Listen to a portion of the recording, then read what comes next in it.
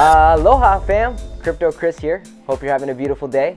Okay, so in the last video we went over what is an NFT, and in this video we're gonna go into what gives an NFT value, so that way soon we can start trading them. Every trader has a different strategy and instinct is a big part of it. You'll develop that instinct eventually, but today I'm gonna share with you the positive things that I look for in a project before I invest. I believe this will help you better analyze a project's potential so that way you can make your first or next NFT purchase a more educated one. If that sounds interesting, please like, subscribe, comment.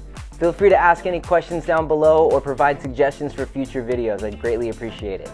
Now, before you invest, a very important thing to note is to always do your own research. NFT and crypto are great, but unfortunately, it can also be an evil place. And you can't look for a project's valuable qualities without first doing the research. So you have to put the work in and know what you're getting into. YouTube is a great way for you to find out about upcoming projects and upcoming trends. I also find leads through Twitter, Discord, my friends, and then I do my own extensive research on that project before pulling the trigger. When I evaluate a project, there's a few key things, positive things that I'm looking for. Let's get into it.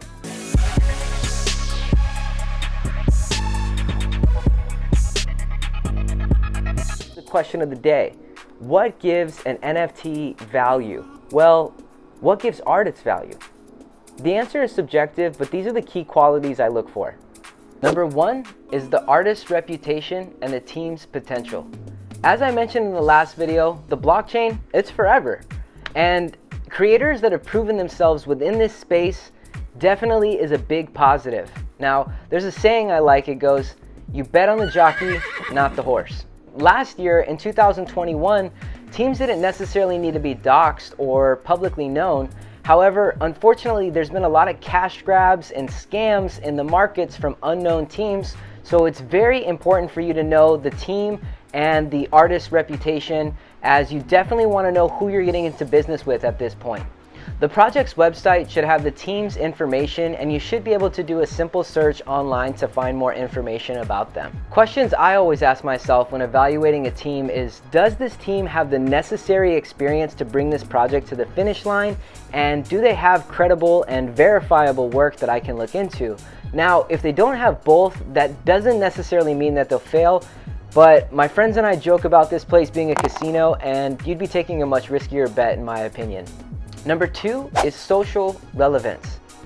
Now, as an NFT trader, I think it's very important for you to understand the current trends happening within the markets. And the reason I say that is this space is built primarily on hype right now. So with that being said, you want to be aware what people are talking about, what projects are coming out, what new innovation is next. And an example of a current trend is metaverse land. And I'm going to use NFT Worlds as my example today, as this project was very hot about a month ago. They built their platform on the game Minecraft from 2011. Their servers and the concept seems very innovative. And when I first saw this project in December, they were trading for about 0.7 ETH. And last month they ran all the way up to 18 or 19 ETH. And here it is today.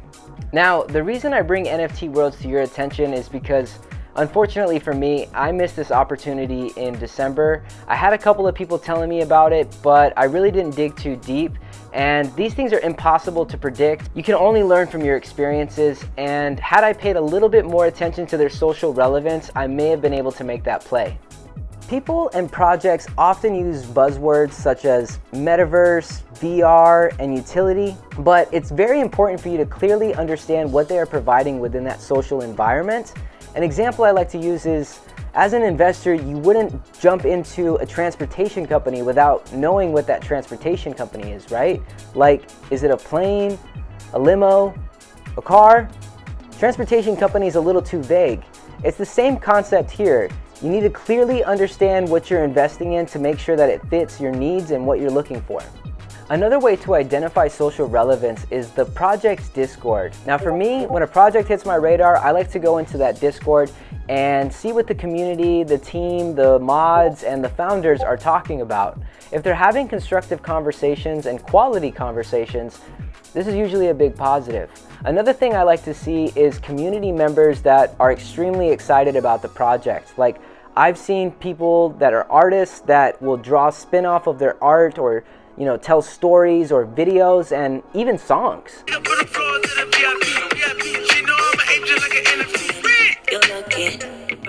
So if people are excited, man, that's usually a great sign.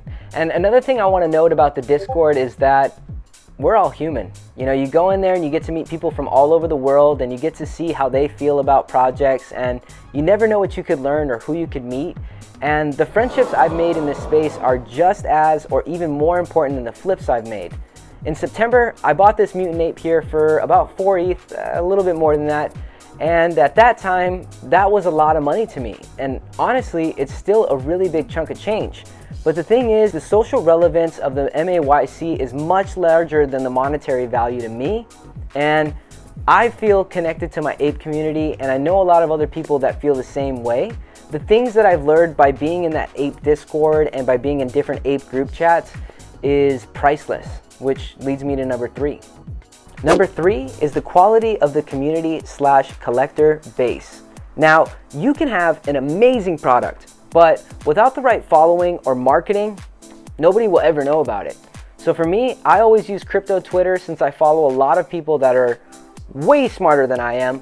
And whenever a project hits my radar, I go to their Twitter page and see who's talking about them, who's following them, and this will usually answer some additional questions I have and make me think a little bit outside the box. But use this strategy with your best judgment, as sometimes people are paid for promotion or whitelist spots that allow them early access into the project, especially celebrities and certain influencers that don't know anything about the space.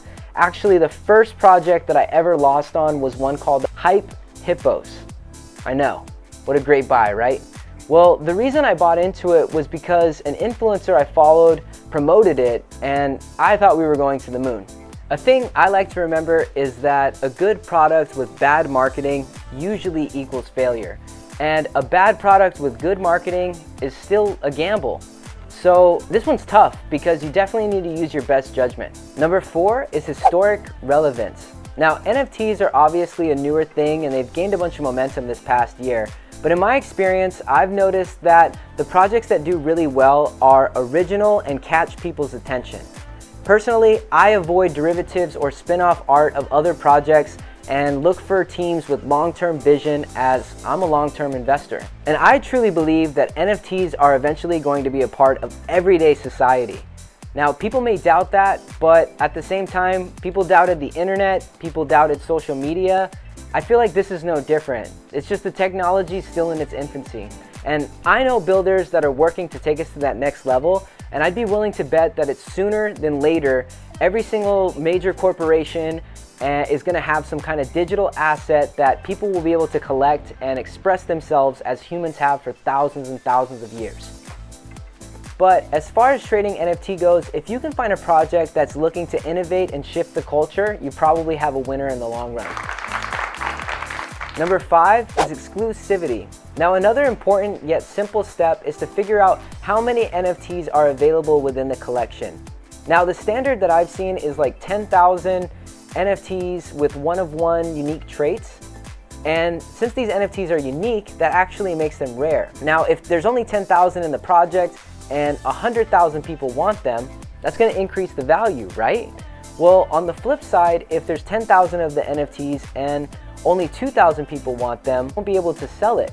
I wouldn't buy that. I wouldn't buy that. Personally, I think with more mainstream adoption, we'll see things accelerate, and I wouldn't be surprised if we see NFT projects with 100,000 one-of-one NFTs just to expand their ecosystem and community. Number 6 is the art. Now, I've bought NFTs solely because I like the art. However, without the other factors in play, this is usually a bad move. Now, like I mentioned at the beginning, art is subjective. You might like something and other people might not see the appeal. And on the flip side, you might absolutely hate something and everybody loves it. One thing I'll note on the art is that I find really good art that meets a couple other criteria. If it fits very nicely on that profile picture icon on the Twitter, then that's usually a big plus and may influence my decision. Another thing, this has to be said here, is like, please invest in NFTs and projects that you actually like. And the reason why is because if you're wrong on your investment, it's gonna be stuck in your wallet, and your wallet will be like a graveyard filled with ugly reminders of your bad investments, and that's just not good. Number 7 is meme ability. Now, this is the last one I'm gonna touch on today, but I've found in my experience that if an NFT can be used as a meme, this is extra brownie points. And the reason I say that is because the NFT culture and the meme culture kind of clash together.